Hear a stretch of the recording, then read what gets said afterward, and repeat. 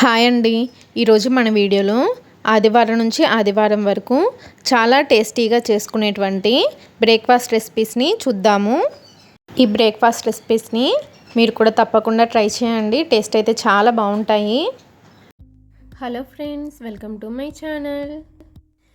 ఈరోజు road side బండి మీద దొరికే టేస్టీ క్రిస్పీ దోశల కోసం పిండిని ఎలా రెడీ చేసుకోవాలో, దోశల్ని వేసుకునేటప్పుడు ఎలాంటి టిప్స్ పాటించాలి అనేది ఈ వీడియోలో చూసేద్దాము. ముందు దోశల పిండిని ఎలా రెడీ చేసుకోవాలో చూసేద్దాము. ఫస్ట్ ఒక గిన్నెని తీసుకొని దానిలో 2 కప్పుల వరకు దోశల బియ్యాన్ని కానీ లేకపోతే రేషన్ బియ్యాన్ని కానీ వేసుకోవాలి. మీరు ఖచ్చితంగా దోశల కోసమని రేషన్ బియ్యాన్ని కానీ ఇలా దోశల బియ్యాన్ని కానీ వేసుకోవాలి. సోనా మసూరి బియ్యం వేసుకుంటే దోశ అనేది గట్టిగా వచ్చేస్తుందండి.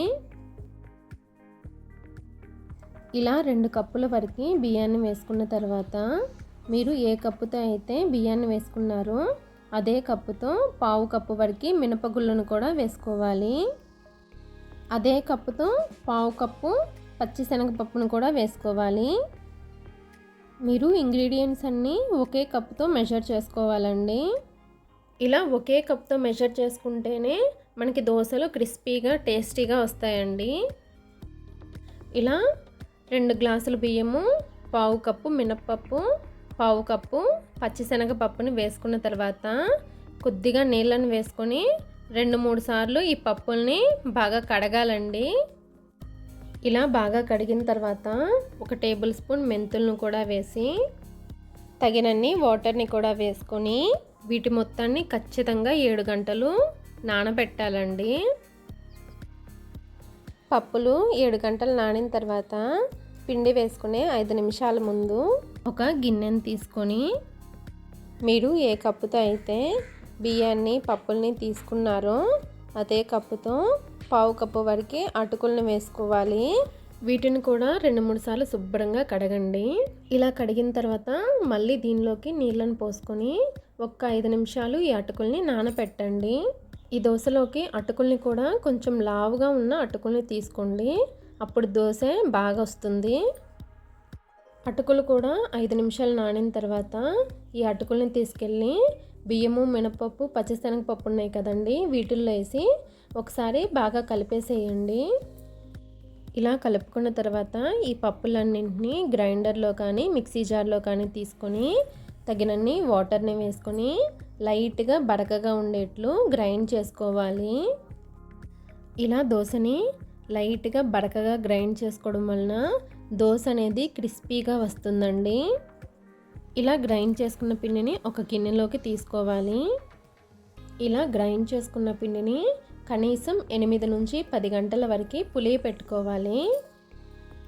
పిండి 8 గంటల తర్వాత చూసారు కదా ఎంత చక్కగా పులిసిందో.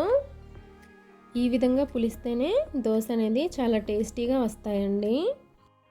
ఇలా పులిసిన పిండిని నెమ్మదిగా ఒకే డైరెక్షన్లో ఒకసారి కలపండి. పిండిని ఎలా పడితే అలా కలిపితే పిండిలో ఉన్న ఎయిర్ గ్యాప్స్ అనేవి పోతాయండి. దోశ అనేది గట్టిగా వస్తుంది, అందుకని నెమ్మదిగా ఒకసారి ఇలా కలిపేసుకొని ఇప్పుడు ఇందులో నుండి మీకు కావాల్సినంత పిండిని వేరొక గిన్నెలోకి తీసేసుకోండి. మిగిలిన పిండిని ఫ్రిడ్జ్లో పెట్టుకొని 2-3 రోజుల వరకు వాడుకోవచ్చండి. ఇక్కడ కొద్దిగా పిండిని తీసుకొని మీ రుచికి తగ్గట్లు ఉప్పును కూడా వేసుకోండి. తర్వాత దీనిలోకి 1 టేబుల్ స్పూన్ అంతా చక్కెరని వేసుకోండి. ఇలా చక్కెరని వేసుకోవడం వలన దోశ రోడ్ సైడు బండి మీద దొరికే దోశ టేస్ట్ వస్తుందండి. దోశ కలర్ కూడా చాలా బాగా వస్తుందండి, టేస్ట్ కూడా బాగుంటుంది.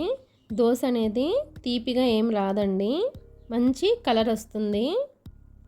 తర్వాత ఈ దోశలోకి మన సీక్రెట్ ఇంగ్రీడియంట్ అండి 2 టేబుల్ స్పూన్ల వరకు బొంబాయి రవ్వని వేసుకోండి.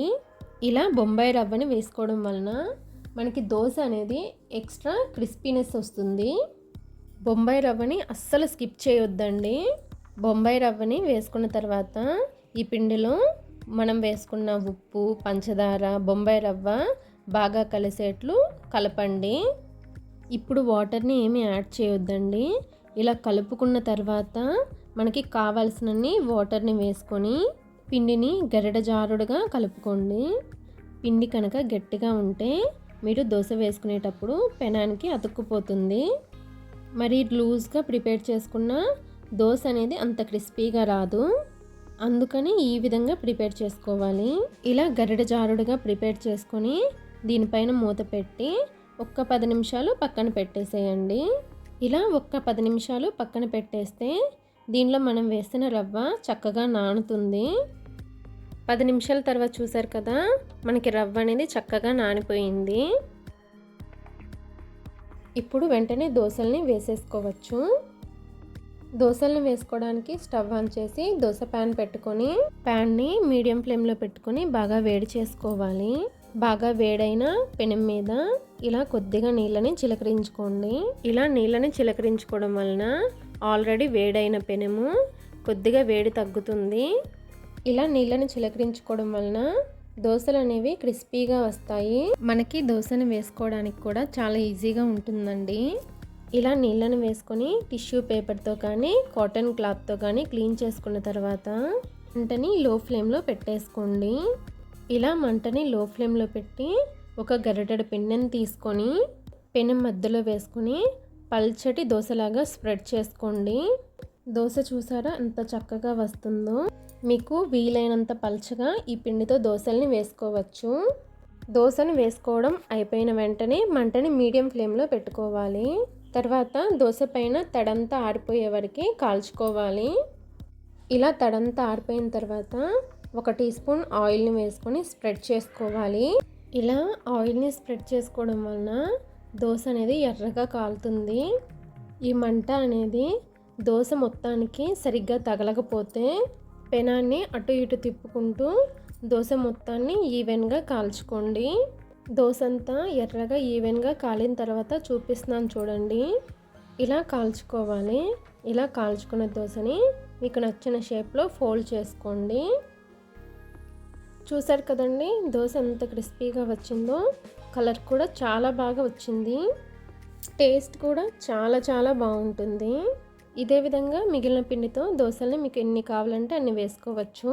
కానీ ప్రతిసారి కూడా దోశను వేసుకునే ముందు ఇలా నీళ్ళని చిలకరించుకొని ప్యాన్ని క్లీన్ చేసుకున్న తర్వాత మాత్రమే దోశను వేసుకోవాలి. అప్పుడే మీకు ఎన్ని దోశలు వేసుకున్నా క్రిస్పీగా వస్తాయి. చూసారు కదా రోడ్ సైడ్ బండి మీద దొరికే దోశల్ని ఎలా వేసుకోవచ్చు. ఈ దోశల్ని పల్లీ చట్నీతో కానీ అల్లం చట్నీతో కానీ టమాటో చట్నీతో కానీ మీకు నచ్చిన ఏ చట్నీతో సర్వ్ చేసుకున్నా చాలా బాగుంటాయి. మీరు కూడా ఈ దోశల్ని తప్పకుండా ట్రై చేయండి. మీకు కూడా చాలా క్రిస్పీగా వస్తాయి. రోజు మనం ఒక హై ప్రోటీన్ దోశ రెసిపీని చూద్దామండి. ఇక లేట్ చేయకుండా దోశని ఎలా ప్రిపేర్ చేసుకోవాలో చూసేద్దాము. ఈ దోశ కోసమని ఒక ప్లేట్ని తీసుకొని దానిలోకి 1 కప్పు వరకు పెసరపప్పుని వేసుకోండి. తర్వాత దీనిలోకి 1/2 కప్పు వరకు పచ్చిశనగపప్పుని వేసుకోండి. అలాగే 1/4 కప్పు వరకు ఎర్రకంది పప్పుని వేసుకోండి. ఈ ఎర్రకంది పప్పుని మసూర్ దాల్ అని కూడా అంటారండి. తర్వాత దీనిలోకి 1/4 కప్పు వరకు ముడి పెసల్ని వేసుకోండి. పప్పులన్నింటినీ ఒకే గిన్నెతో కానీ కప్తో కానీ గ్లాస్తో కానీ మెజర్ చేసుకోండి. తర్వాత 1/4 కప్పు వరకు సగ్గుబియ్యాన్ని వేసుకోండి. నేనైతే లావుగా ఉన్న సగ్గుబియ్యాన్ని వేసుకుంటున్నానండి. మీ దగ్గర కనుక ఇవి లేకపోతే సన్నగా ఉన్న సగ్గుబియ్యాన్ని అయినా వేసుకోవచ్చు. అలాగే 1/2 కప్పు వరకు బియ్యాన్ని వేసుకోండి.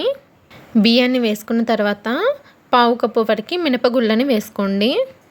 తర్వాత దీనిలోకి 1 టేబుల్ స్పూన్ వరకు మెంతుల్ని వేసుకోండి. తర్వాత ఈ పప్పులన్నింటినీ ఒక గిన్నెలోకి తీసుకొని వాటర్ని వేసుకొని 2-3 సార్లు శుభ్రంగా కడగండి. వాటర్తో పప్పుల్ని 2-3 సార్లు శుభ్రంగా కడిగిన తర్వాత ఈ వాటర్ని వంచేసేసి మళ్ళీ ఫ్రెష్ వాటర్ని వేసుకొని ఒక ఫుల్ నైట్ లేదా 8 గంటలు ఈ పప్పుల్ని నాననివ్వండి. పప్పులు నైట్ అంతా నానిన తర్వాత చూపిస్తున్నాను చూడండి. మనకి పప్పులు చక్కగా నానిపోయాయి. ఇప్పుడు వీటిని గ్రైండ్ చేసుకోవడానికి ఒక మిక్సీ జార్ తీసుకొని మిక్సీ జార్లో సరిపడినన్ని పప్పుల్ని వేసుకోండి. తర్వాత కొద్దిగా అల్లం, 2 పచ్చిమిరపకాయలు, 1 స్పూన్ జీలకర్ర. పప్పుల్ని గ్రైండ్ చేసుకోవడానికి తగినన్ని వాటర్ని వేసుకొని పిండిని కొద్దిగా బరకగా గ్రైండ్ చేసుకోండి. ఇలా గ్రైండ్ చేసుకున్న పిండిని ఒక గిన్నెలోకి తీసుకోండి. పిండిని గ్రైండ్ చేసుకున్న తర్వాత దీనిలోకి రుచికి తగినంత ఉప్పు వేసుకొని బాగా కలుపుకోండి. పిండి కన్సిస్టెన్సీ చూసారు కదండి, ఈ విధంగా ఉండాలి. దోశల పిండి రెడీ అయిపోయింది కదండి. ఇప్పుడు దోశలు వేసుకోవడానికి స్టవ్ ఆన్ చేసి ప్యాన్ పెట్టి ప్యాన్ని మీడియంగా వేడి చేసుకోవాలి. ప్యాన్ వేడైన తర్వాత ప్యాన్ పైన కొద్దిగా ఆయిల్ వేసి దాన్ని ఉల్లిపాయతో ప్యాన్ అంతా స్ప్రెడ్ చేయండి. తర్వాత 1 నుంచి 1.5 గరిటె వరకు దోశ పిండిని వేసుకొని వీలైనంత పలుచగా పిండిని స్ప్రెడ్ చేసుకోండి. ఇలా పిండిని స్ప్రెడ్ చేసుకున్న తర్వాత దోశ పైన తడి అంతా ఆరే వరకు దోశని కాల్చుకోవాలి. దోశ పైన తడి ఆరిన తర్వాత కొద్దిగా ఆయిల్ని వేసుకోండి. తర్వాత పెనాన్ని అటు ఇటు తిప్పుకుంటూ దోశ మొత్తం ఈవెన్గా కాలేట్లు కాల్చుకోండి. దోశ ఒకవైపు కాలిన తర్వాత రెండో వైపు కూడా తిప్పి దోశని కాల్చుకోవాలి. ఇలా దోశ 2 వైపులా కాల్చుకున్న తర్వాత మీకు నచ్చిన షేప్లో ఫోల్డ్ చేసుకొని సర్వింగ్ ప్లేట్లోకి తీసేసుకోవడమేనండి. ఈ దోశలు ఏ చట్నీతో సర్వ్ చేసుకున్నా చాలా బాగుంటాయండి. తప్పకుండా మీరు కూడా ట్రై చేయండి. వీడియో కనుక మీకు నచ్చినట్లయితే లైక్ చేసి షేర్ చేసి సబ్స్క్రైబ్ చేసుకోండి. Thanks for watching. ఈరోజు మన రెసిపీ వచ్చేసి మసాలా ఇడ్లీ అండి. ఇడ్లీని ఎప్పుడు చట్నీ సాంబార్తో కాకుండా ఇలా మసాలా స్టఫింగ్తో ఎలా తయారు చేసుకోవాలో వీడియోలోకి వెళ్ళి చూసేద్దాము.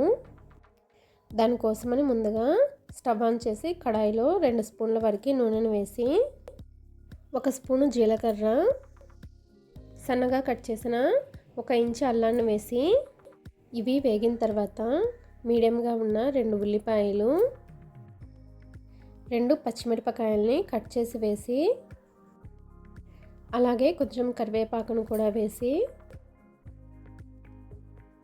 రుచికి సరిపడా ఉప్పు వేసి కలుపుతూ మంచి రంగు వచ్చే వరకు ఫ్రై చేసుకోవాలి. ఇవి ఇలా చక్కగా వేగిన తర్వాత 1/2 స్పూన్ కారం, చిటికెడు పసుపు, కొద్దిగా గరం మసాలాను వేసి వేగనివ్వాలి. ఇవి వేగిన తర్వాత ముందుగా ఉడికించిన 3 బంగాళాదుంపలు, 1 చెక్క నిమ్మరసాన్ని వేసి ఇందులో తేమంతా పోయే వరకు సిమ్లో పెట్టి బంగాళాదుంపల్ని ఫ్రై చేసుకోవాలి. బంగాళాదుంపల్ని ఫ్రై చేసుకున్న తర్వాత కొద్దిగా కొత్తిమీరని వేసుకొని బాగా కలుపుకొని దీన్ని చల్లారనివ్వాలి. తర్వాత ముందు రోజు పిండి వేసి రాత్రంతా పులిసిన ఇడ్లీ పిండిని ఒకసారి కలిపి పక్కన పెట్టుకోవాలి. అలాగే చల్లారిన ఈ మసాలాని సిలిండర్ షేప్లో చేసుకొని రెడీ చేసుకోవాలి.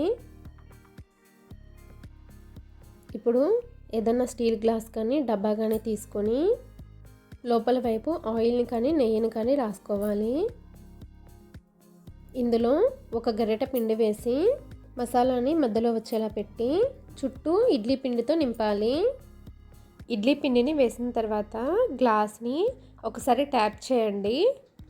తర్వాత స్టవ్ ఆన్ చేసి ఇడ్లీ పాత్రలో నీళ్ళు వేసుకొని ఈ గ్లాసులని ఇడ్లీ పాత్రలో పెట్టి ఆవిరి మీద ఒక 15 నిమిషాలు ఉడికించాలి. ఇవి ఉడికిన తర్వాత స్టవ్ ఆఫ్ చేసేసి 5 నిమిషాలు అలా వదిలేయాలి. 5 నిమిషాల పాటు సెట్ అయిన వీటిని బయటికి తీసి గ్లాస్ లోపల చుట్టూ ఇలా ఎడ్జెస్ని కట్ చేసి ప్లేట్లో వేసి కావలసిన సైజులో కట్ చేసుకోవాలి.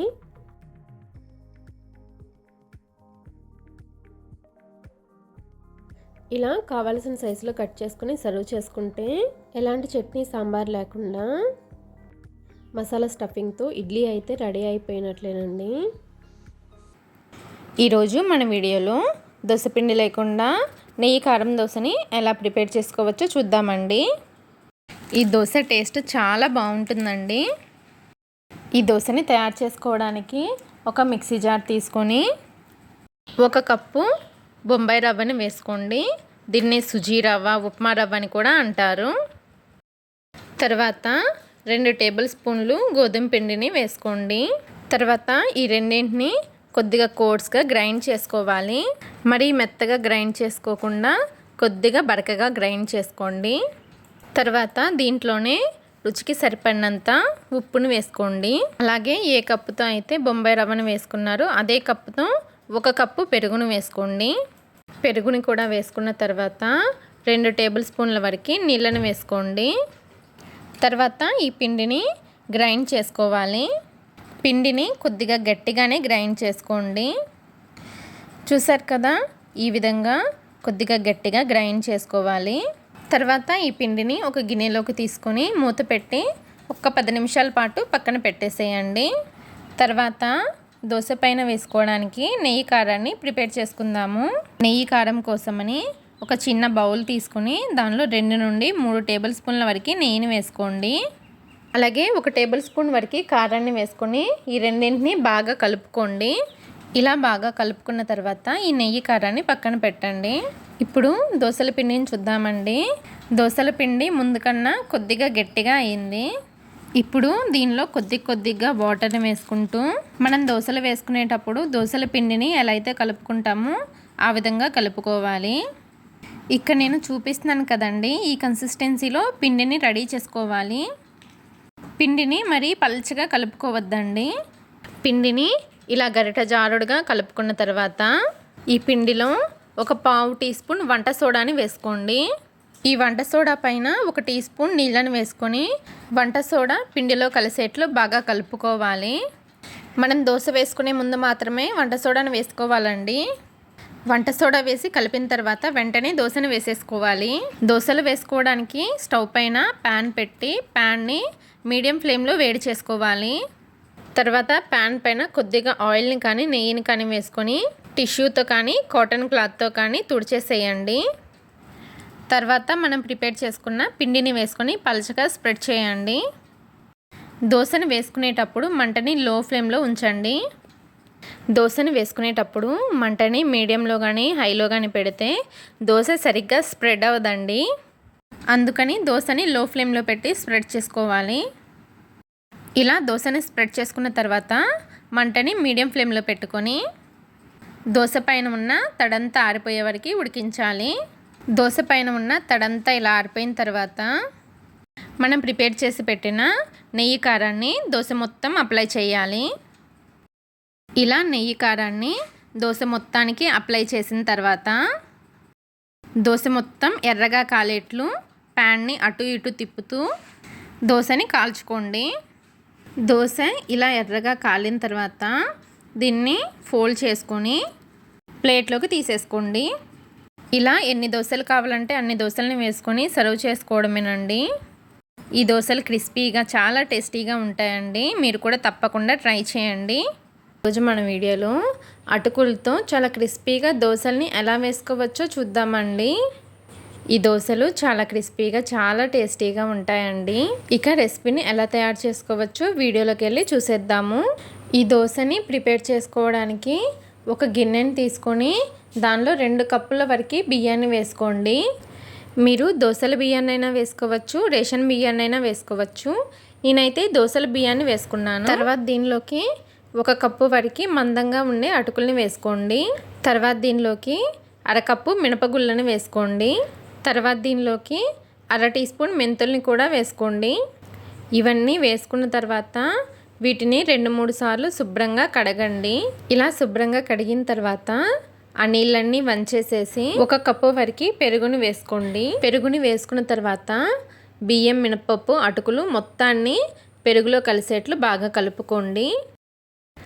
ఇలా కలుపుకున్న తర్వాత మిగిలిన ఇంగ్రీడియంట్స్ అన్నీ ఏ కప్పుతో అయితే మెజర్ చేసుకున్నారో అదే కప్పుతో 2 కప్పుల వరకు నీళ్ళను వేసుకొని ఒకసారి బాగా కలుపుకోండి. నీళ్ళు వేసుకొని బాగా కలుపుకున్న తర్వాత ఈ గిన్నె పైన మూత పెట్టేసేసి 5 గంటలు ఈ పప్పులన్నింటినీ నానబెట్టాలి. 5 గంటల తర్వాత చూపిస్తున్నాను చూడండి. బియ్యం, మినపప్పు, అటుకులు అన్నీ బాగా నానిపోయాయి. ఇలా నానిపోయిన తర్వాత వీటిని గ్రైండ్ చేసుకోవాలండి. దీనికోసమని ఒక మిక్సీ జార్ తీసుకొని బియ్యం, మినపప్పు, అటుకుల్ని వేసుకోండి. తర్వాత వీటిని గ్రైండ్ చేసుకోవడానికి సరిపోయినన్ని నీళ్ళను పోసుకొని పిండిని లైట్గా బరకగా ఉండేట్లు గ్రైండ్ చేసుకోవాలి. ఇలా బరకగా గ్రైండ్ చేసుకుంటే దోశ మనకి చాలా క్రిస్పీగా వస్తుందండి. పిండిని ఇలా బరకగా గ్రైండ్ చేసుకున్న తర్వాత ఒక గిన్నెలోకి వేసుకోవాలి.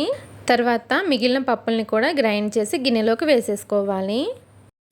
తర్వాత పిండిని ఒక 2 నిమిషాలు చేత్తో బాగా కలుపుకోండి. ఇలా చేత్తో కలుపుకోవడం వలన పిండి ఫర్మెంటేషన్ జరిగి దోశ టేస్ట్ చాలా బాగా వస్తుందండి. పిండిని చేతితో బాగా కలుపుకున్న తర్వాత దీనిపైన మూత పెట్టి 8 గంటల సేపు పులియనివ్వాలి. నేనైతే పిండిని రాత్రంతా పులియ పెట్టానండి. పిండి ఇలా పులిసిన తర్వాత పిండిని ఒకసారి బాగా కలుపుకొని మనకి కావలసినంత పిండిని ఒక బౌల్లో వేసుకొని రుచికి తగినంత ఉప్పు వేసుకొని కలుపుకోవాలి. మనకి పిండి కన్సిస్టెన్సీ అనేది గరిటె జారుడుగా ఉండాలండి.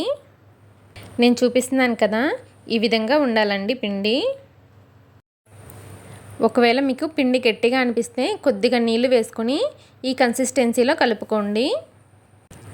ఇప్పుడు దోశలు వేసుకోవడానికి దోశల పెనాన్ని పెట్టి దోశల పెనం పైన ఒక చుక్క నూనె వేసుకొని టిష్యూ పేపర్తో నూనెని ప్యాన్ అంతా స్ప్రెడ్ చేయండి.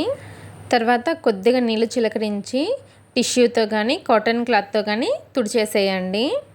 ఇలా చేయడం వలన దోశ చాలా పర్ఫెక్ట్గా వస్తుందండి. నీళ్ళు చిలకరించి ప్యాన్ని క్లీన్ చేసిన తర్వాత మంటని లో ఫ్లేమ్లో పెట్టి ఒక గరిటెడు పిండి వేసుకొని పిండిని స్ప్రెడ్ చేయండి.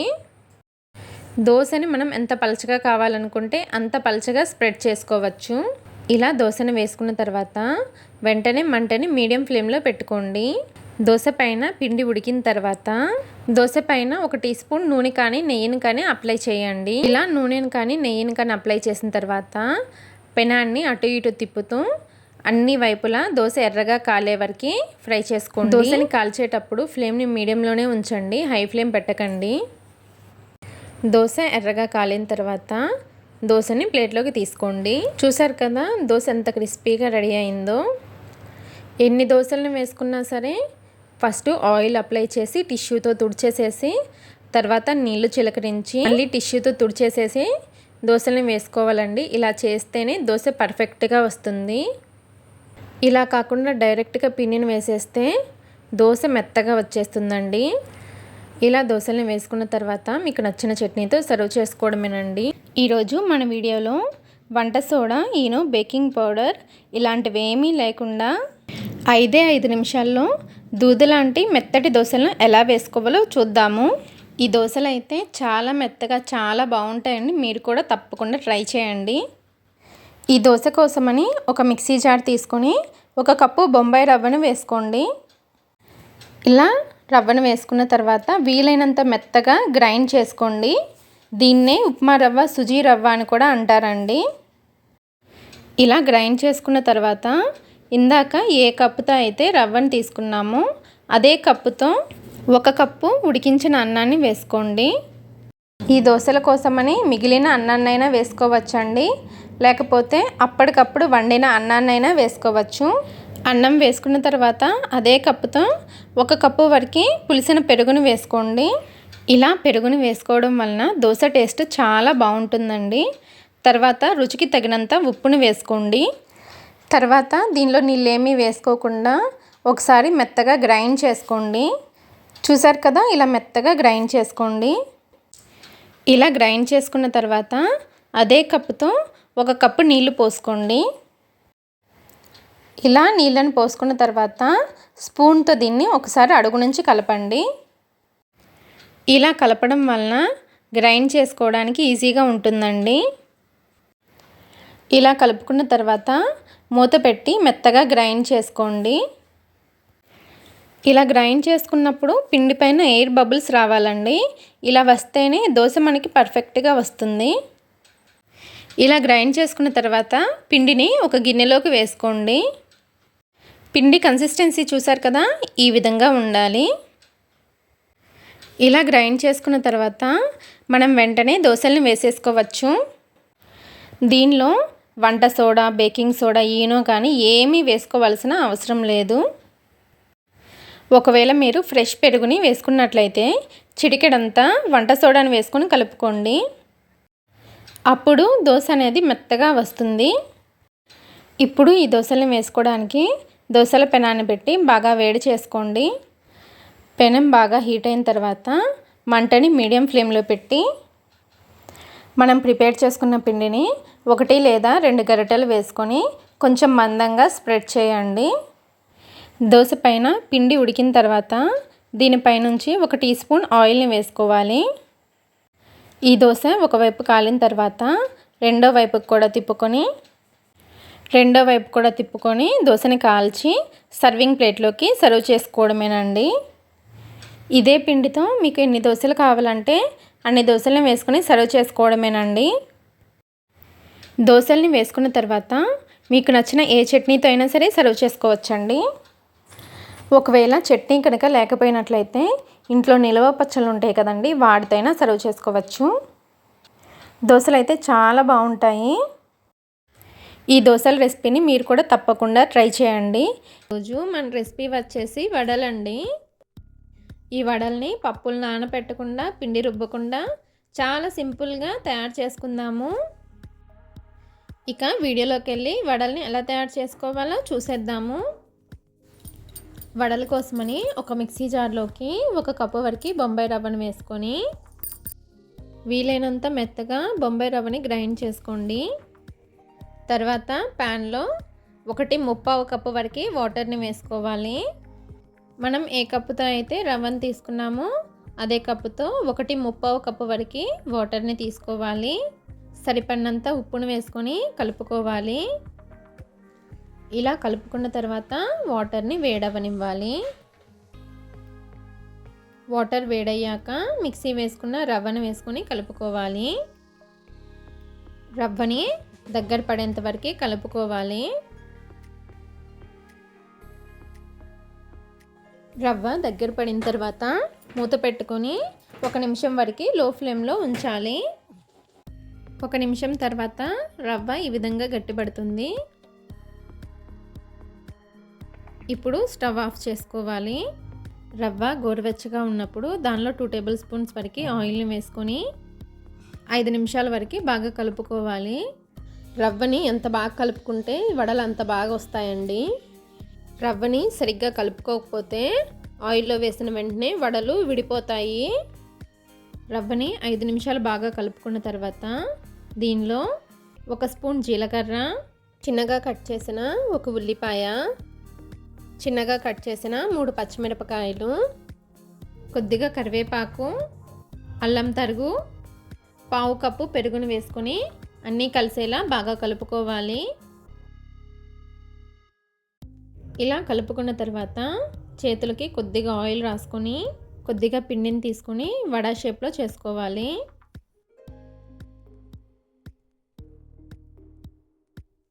ఇలా చేసుకున్న తర్వాత వడల్ని ప్లేట్లోకి తీసుకోవాలి. ఇలా చేసుకున్న తర్వాత ఈ ప్లేట్ని పక్కన పెట్టి వీటిని డీప్ ఫ్రై చేయడానికి ఆయిల్ని తీసుకొని ఆయిల్ని బాగా హీట్ అవ్వనివ్వాలండి. ఆయిల్ కాగిన తర్వాత వడల్ని వేసుకొని వెంటనే తిప్పేయకండి. వడల్ని కొంచెం కాలిన తర్వాత 2 వైపులా తిప్పుకుంటూ ఫ్రై చేసుకోండి. మనకి వడలు పర్ఫెక్ట్గా రావాలనుకుంటే రవ్వ చల్లారిన తర్వాత బాగా కలుపుకోవాలండి. ఇంకోటి ఏంటంటే ఆయిల్ కూడా వేడిగా ఉండాలి. ఇంకోటి ఏంటంటే వడల్ని ఆయిల్లో వేసిన తర్వాత వెంటనే తిప్పేయకండి. రవ్వని సరిగ్గా కలపకపోయినా ఆయిల్ అనేది కాగకుండా వేసినా కానీ వడల్ని వెంటనే తిప్పేసినా కానీ వడలు విడిపోతాయండి. ఆయిల్ మొత్తం పాడైపోతుంది.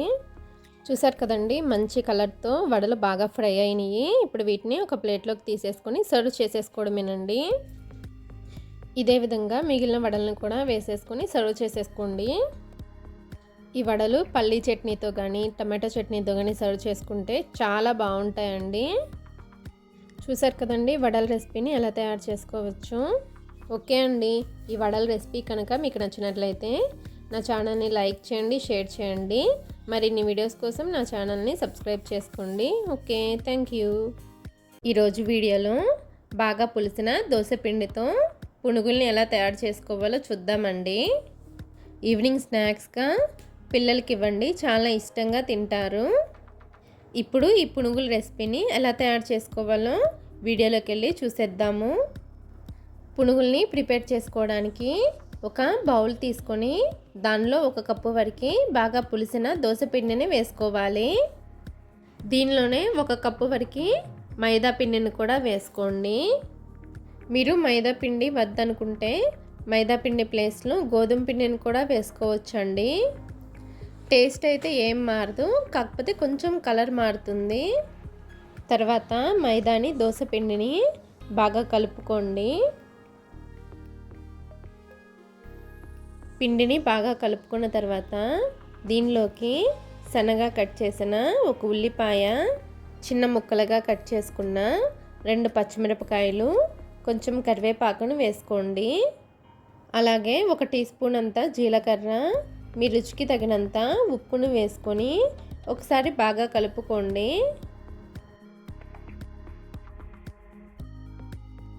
పిండిని ఇలా ఒకసారి కలుపుకున్న తర్వాత దీనిలోకి 1 టీ స్పూన్ అంత పసుపు, చిటికెడు వంట సోడాను వేసుకొని పిండిని బాగా కలుపుకోవాలండి.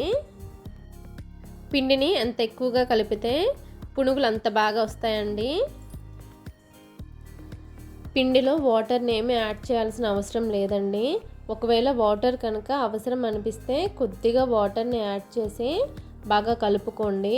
ఎక్కువగా వాటర్ని యాడ్ చేస్తే పిండి పలచనైపోయి పునుగులు వేసినప్పుడు పునుగులు ఆయిల్ బాగా పీల్చేస్తాయండి. అందుకని అవసరమైతేనే వాటర్ని యాడ్ చేసుకోండి.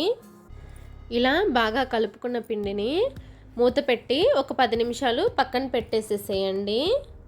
10 నిమిషాల తర్వాత ఈ పిండిలో 2 టేబుల్ స్పూన్స్ వరకు పెరుగును వేసుకొని బాగా కలుపుకోండి. పెరుగుని వేసుకోవడం వలన పునుగులు టేస్ట్ అనేది చాలా బాగుంటుందండి. పిండిని ఎంత బాగా మిక్స్ చేసుకుంటే పునుగులు అంత బాగా వస్తాయండి. పునుగులు వేసుకోవడానికి పిండి అనేది మరీ పల్చగా ఉండకూడదు, అలానే మరీ గట్టిగా కూడా ఉండకూడదు. మనం పునుగులు వేసుకోవడానికి వీలుగా ఉండాలి. ఇలా పిండిని బాగా కలుపుకున్న తర్వాత ఈ పిండిని పక్కన పెట్టి ఒక బాండీలో డీప్ ఫ్రైకి నూనెను వేసుకొని నూనె అనేది బాగా కాగనివ్వాలి.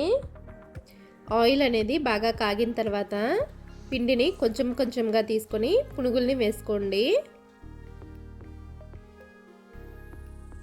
చూసారు కదా, ఇలా పునుగుల్ని వేసుకున్న తర్వాత ఫ్లేమ్ని హైలోనే పెట్టుకొని మధ్య మధ్యలో కలుపుకుంటూ పునుగుల్ని ఫ్రై చేసుకోండి.